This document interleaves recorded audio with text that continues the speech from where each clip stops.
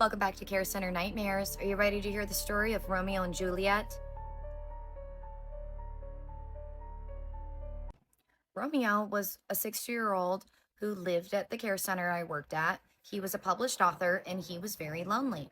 Most of the days he would spend rattling around the care center, handing out his book for all of us to read, and so we could talk about it with him.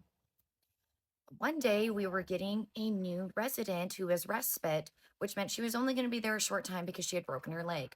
Her name was Juliet. She was a 40-year-old woman who was an alcoholic, and due to her being an alcoholic, she had fallen and broken her leg. And that wasn't the first time she had broken some of her bones. So our job was to make sure she was well taken care of and that she wasn't drinking, because when she was drinking, it didn't mix with the meds she was on. When Juliet arrived at the care center, Romeo was in love right away. He introduced himself. He would be showing her his book, sitting with her at meals, offering to push her wheelchair. He would leave flowers outside of her door. It was very sweet. However, Juliet made it very well known that she was already seeing somebody and she wasn't interested, but they could be friends. Until Juliet found out that Romeo liked to have drinks.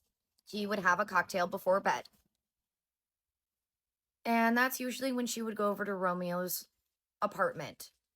We'd see her walk in, and in the mornings, we would see her walk out.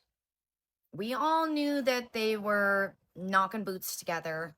It was very frowned upon for the elderly to do that at the care center, which I wasn't sure how we were supposed to make that stop. But because Juliet had a boyfriend, this is where the story starts to go downhill for Romeo. Romeo very much wanted to be Juliet's main man.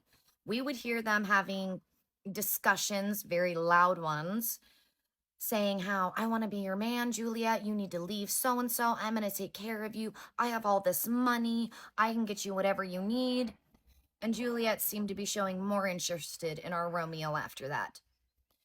One day when I was clocking out for work, Juliet's current man came in the care center screaming, demanding to know where Juliet was and where Romeo was, because he was going to kick Romeo's butt because Juliet was his lady.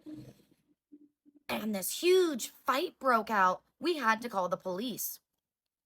If you'd like to hear part 2, drop that comment, give me a like, give me a follow. This is a really wild story of Romeo and Juliet. Love you, baby. Bye.